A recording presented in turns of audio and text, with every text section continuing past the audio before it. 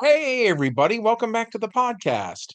You're listening to the longest running superhero role playing game on Earth. I'm your host, the Game Master. And before I say anything else, let me just say Merry Christmas. It's finally Christmas Eve. I love Christmas. Um, I'm doing something a little bit different this week, which if you follow the channel, you probably know that already. We were going through our timeline of our game world year by year, telling you whatever the big takeaway was from that specific year, right? And where we are at now in the timeline, unfortunately, things get a little dark for a minute, and I just thought that wasn't really very Christmassy, so I hated to drop that video before Christmas.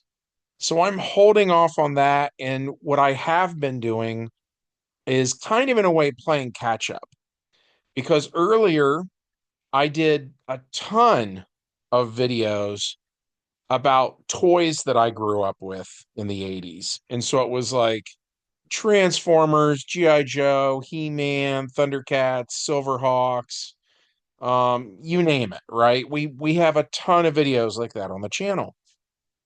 And we really kind of overlooked the big toys of the 80s that were for girls.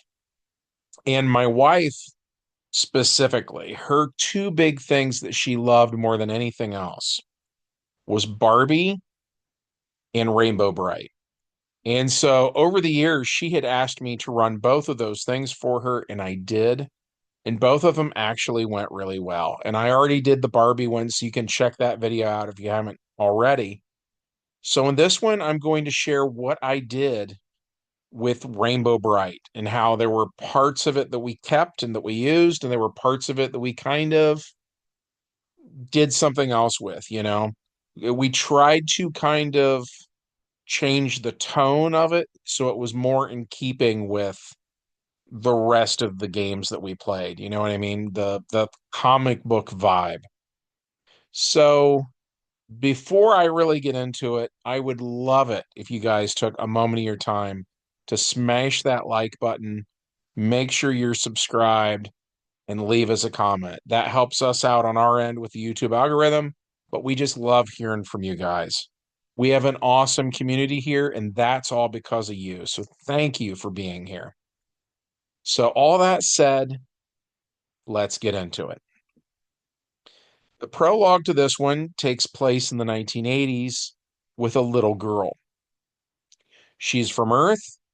She ends up going to this other world where everything has been turned gray, everything is awful, you know, and she becomes Rainbow Brite, and she is the hero of that realm, this fantasy realm.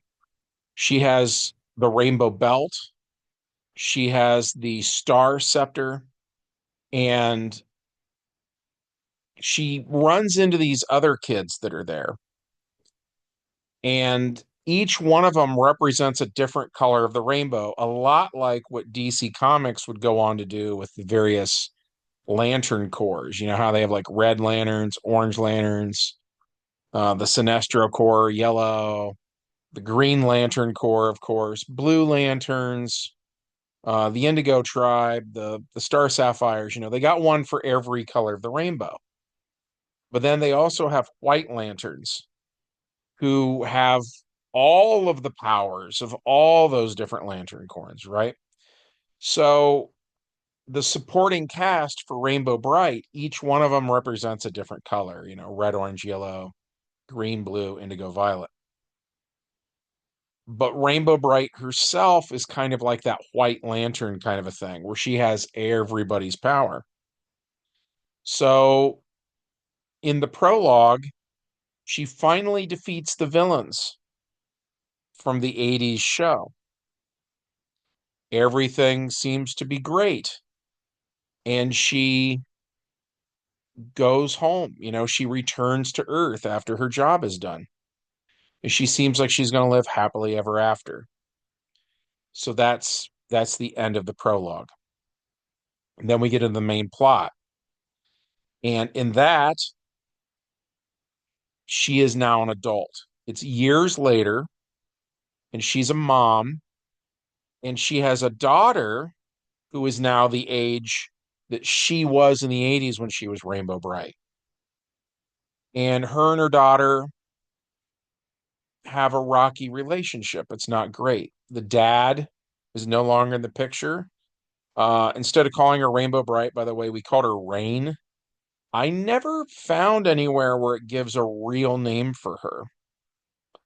So we just called her Rain. We thought, man, that kind of works. I know some girls named Rain actually in real life.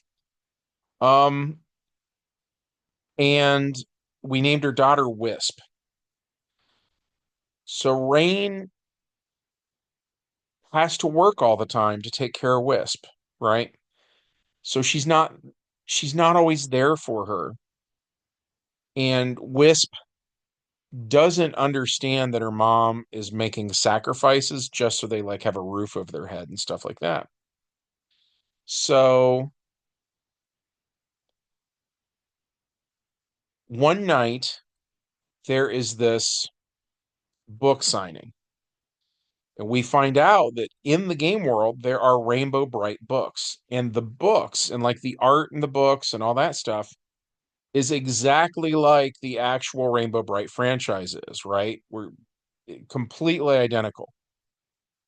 And we find out that the author of these books knew Rain when she was a kid. And so Rain was telling him all this stuff, and he was illustrating it, putting into storybooks, and so on and so forth. And over the years, Rain has kind of talked herself into this idea that there's no way that could have happened.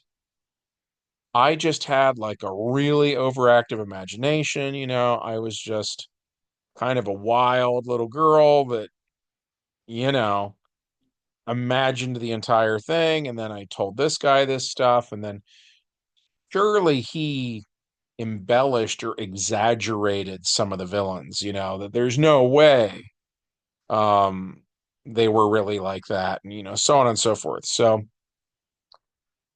at any rate, Rain is kind of talking with this children's storybook author about some of this, and he is like troubled that she doesn't think it was real.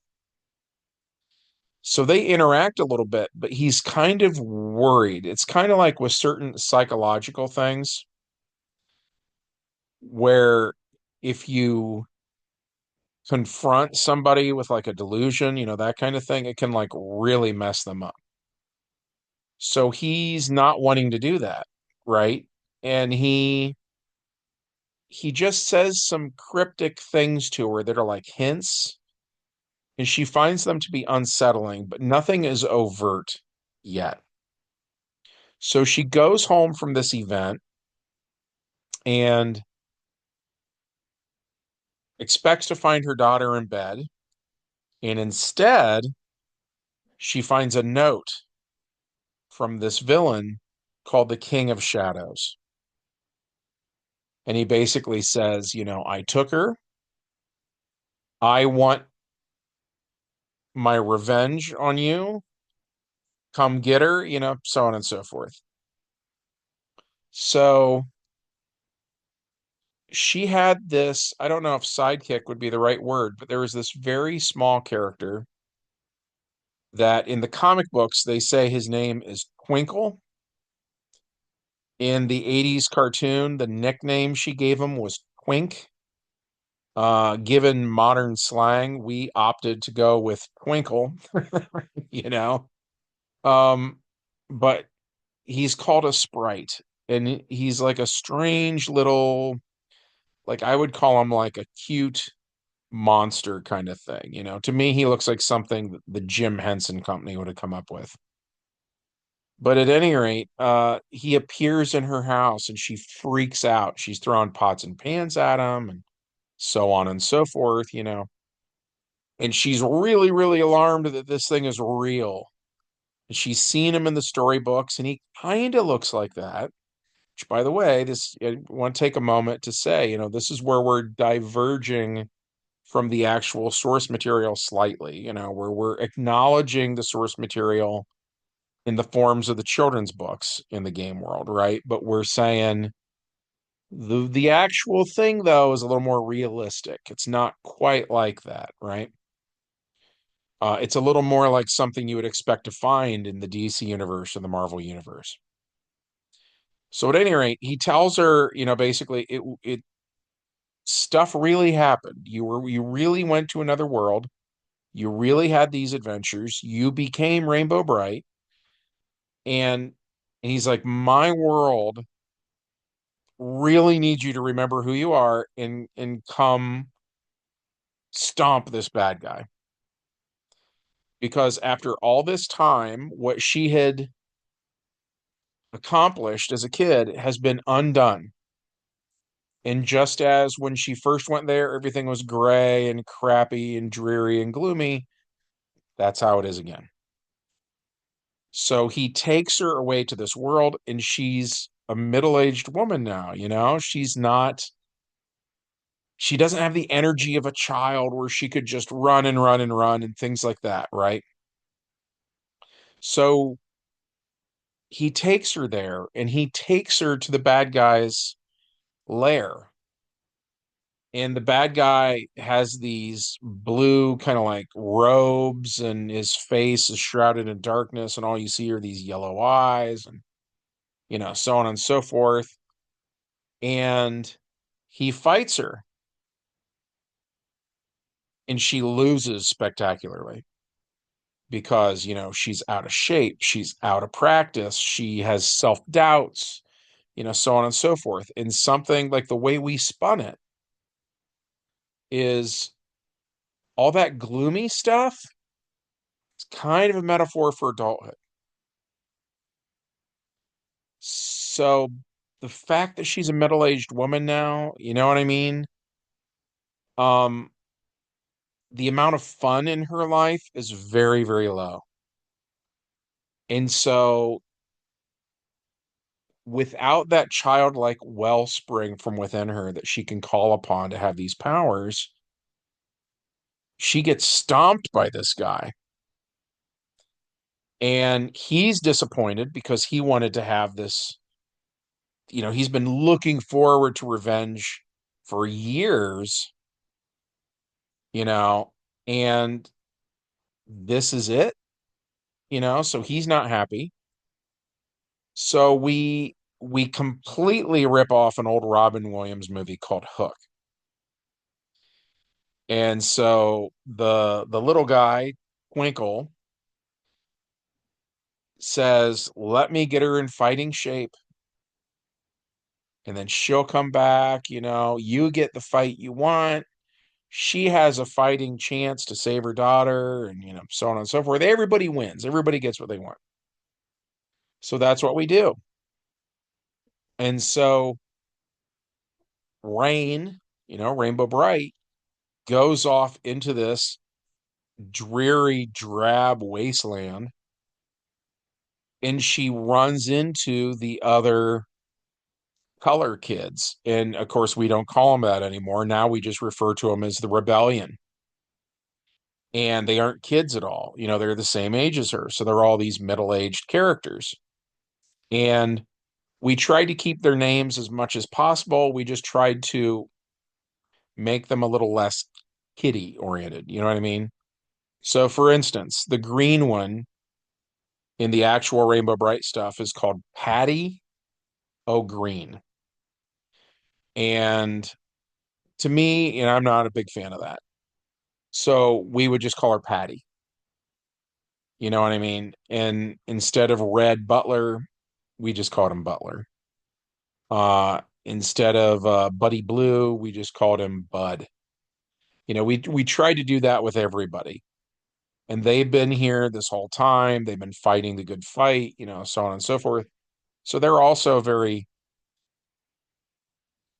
tired. They're very weary from all this stuff they've been doing.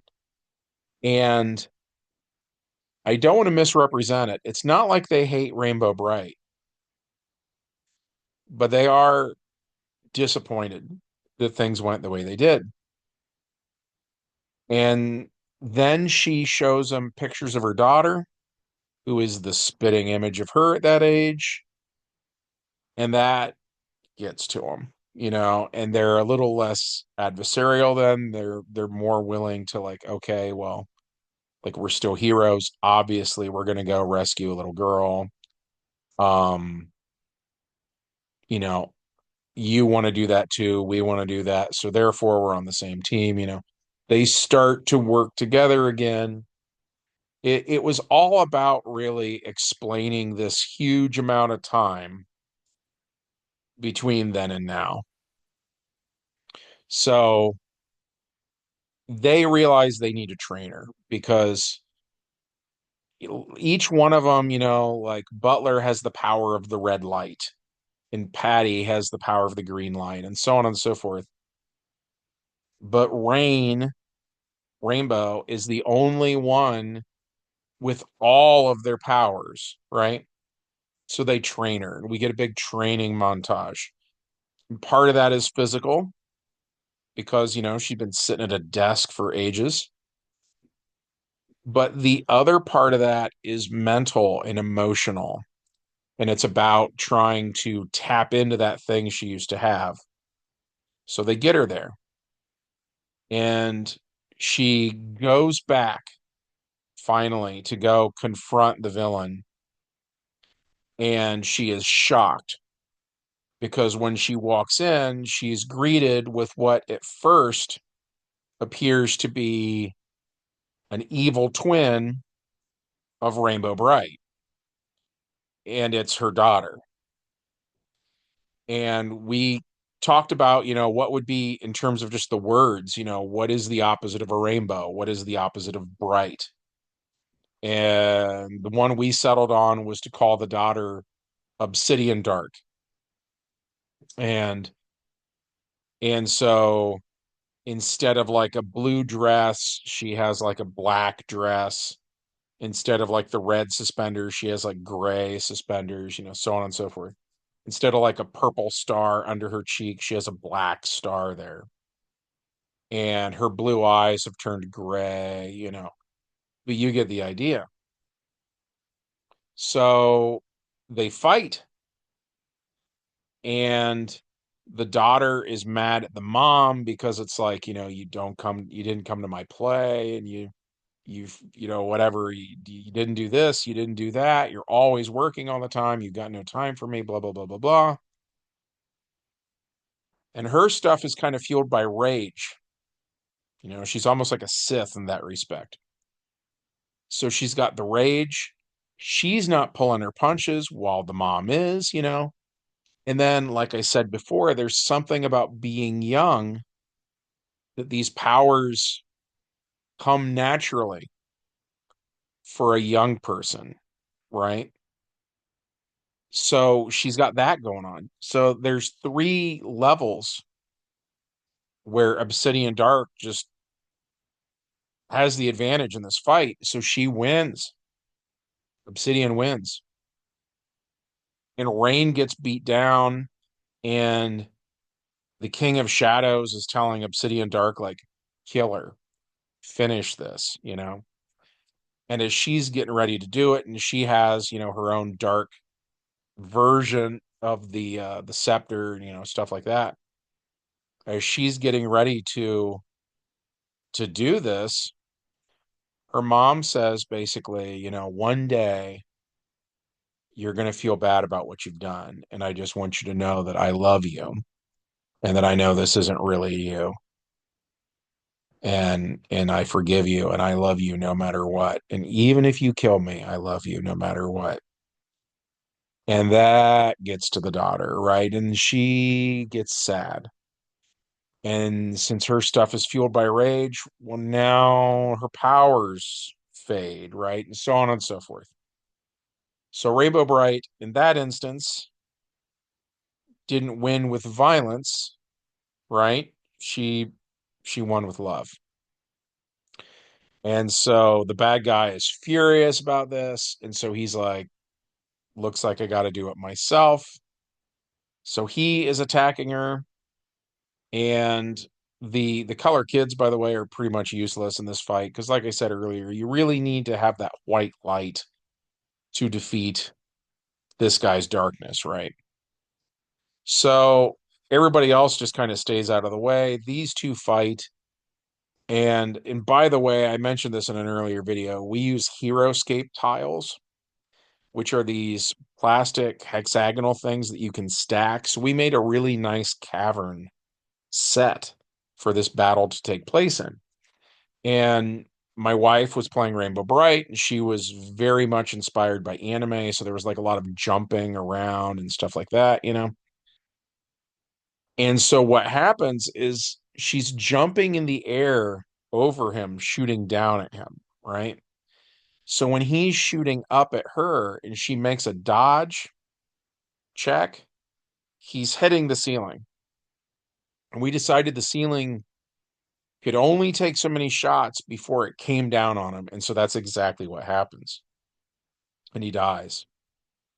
And so she does not directly kill him, right? Which that's a no-no for a lot of heroes.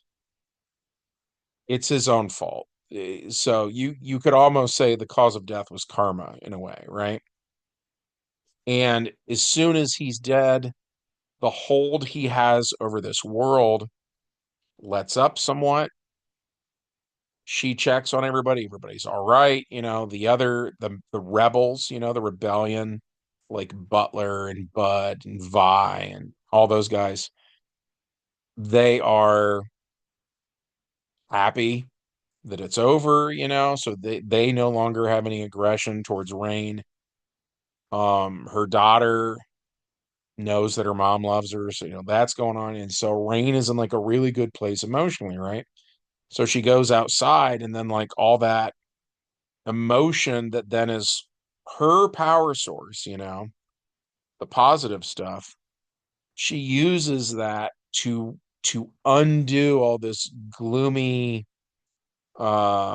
dingy, gray, drab, crappy stuff that's going on in the world. And she changes it back into this lush fantasy world, Um, and that's where we ended it. We had after the I don't know if I want to call it a campaign or what. It was more than one adventure. The first adventure was set in the 80s, and it was sort of like Rainbow Bright's victory against the original villains. And then we actually ran one in the 90s. We were doing 10-year jumps. And so then we did one in the mid 90s where it was sort of like Rainbow Bright, the college years. And it would be a hard game to explain. It was more about Rainbow Bright dating. She didn't have the daughter yet, of course. Um, and it was her seeing things that kind of reminded her of her past, and we were toying around with that idea of was it real or was it all in her head, you know? And then the third game was the beginning of, she goes to the book signing and she meets the author, and he's hinting that it was real. And then her daughter's missing and she goes to the place, and, so on and so forth. So it was like, it was multiple adventures. And then we got to that point in it, and it seemed like a good stopping point for a little bit. Like we'd kind of done what we set out to do. And I remember my wife and I talking about it. And from my point of view, it's a superhero role-playing game, right? So I feel a strong urge for it to be set on Earth, and for it to be villains on Earth that are more traditional bad guys like you'd see in a comic book. And so I was like, maybe you fixed things there, and maybe you come back to Earth now and do Earth stuff for a while. And then maybe the subplots involve you and your daughter and so on and so forth, and you've learned your lesson that you need to try to make more time for her. But at the same time, how are you going to do that? How are you going to pay the bills? And I saw the opportunity there to have Kind of like what they did with Spider-Man in the 70s with like Amazing Spider-Man. I think Stan Lee was still writing back then. And, Peter Parker couldn't pay his rent and so on and so forth. And I thought, that's kind of where I want to see this go. Like, I feel like I'd be good. My wife, on the other hand, wanted it to be in the fantasy world. She's like, no, the problem is that, she left and the lesson she learned would be to not leave, to sort of stay there where she doesn't have to pay rent, so on and so forth. And I get the logic of that, but at the same time, it's a superhero role-playing game, and at that point, we're just running fantasy, and where's the superhero element at all? Um, like I tell my players a lot, it's okay for Thor to go to Asgard for an adventure and go fight some frost giants or something. That's fine, that is completely within sort of the rules of the genre. But I think at some point he needs to come back to Earth and do Earth stuff. He needs to go be Donald Blake, or he needs to go to Avengers Mansion or whatever, It really needs to be an Earth story. Um, so yeah. And then the other thing I wanted to mention, by the way, we had her daughter's name be Wisp because I think it was Dynamite Comics made a Rainbow Bright comic book. And this was in, I want to say 2018, 2019, like that general frame of time. And I'll say this first and foremost, I didn't enjoy it myself. I understand why the art was a little abstract, and it's because the villains and stuff were always very cartoony. So like the art in it had a very kind of like cartoony look, which I thought was a shame because often the covers were not that way at all. The covers did depict kind of an older Rainbow Bright. It looked more serious. I felt like that's kind of what everybody wanted. It's what I would want out of it anyway. Um, but like the art was bad. I felt like the dialogue was kind of bad. Um, it was like I was for sure not the target audience. It was, I think, a less mature story. But at any rate, in it, like I'm saying all these negatives, it's not like it didn't have anything good going on. Something it did I thought was really interesting was in the comic, Wisp is the main character. And at one point, she goes home to her mom, and her mom is asleep on the couch. And the mom left her a note saying something like, "Wake me up when you get home," or something like that. And instead, Wisp lets her sleep. But the artist draws the two of them to look like the same girl at different ages, basically. Like they have the same color hair. If as I recall, they even have the same shape of hair, right? And in that comic, they go out of their way to say that even though Wisp becomes a Rainbow Bright, she's not the original Rainbow Bright. And when Twinkle shows up and is talking to Wisp, explaining things, Twinkle says that Wisp can see certain things in the real world that most humans can't see. And they sort of raise the question as to why this is. But then the comic got canceled after issue 5. I don't think there ever was an issue 6. And so whatever they were going to reveal in time, they never got a chance to do it. My assumption, though, when I read it, is that the mom is the 80s Rainbow Bright. And the reason Wisp can do these things is because she's the daughter. And I did kind of like that idea in a way, because then some of the stuff, like there's a character called La La Orange, and that's just not my thing. And like I said, the guy with the red powers was called Red Butler. Again, it's not my thing. But so in this comic, it was a different guy who was the red guy. And instead of a guy who was a ginger, who had a redhead, the new guy was, I want to say, Japanese. I'm not sure. I can't remember now. But at any rate, he had a different look. He wasn't a ginger. And I thought that was kind of cool that these were roles to be filled rather than let's use these exact characters again. I think that's probably a good way to go. But so we left the door open for that it's been a while since we ran the Rainbow Bright game. And even though um we haven't done more, doesn't mean we couldn't.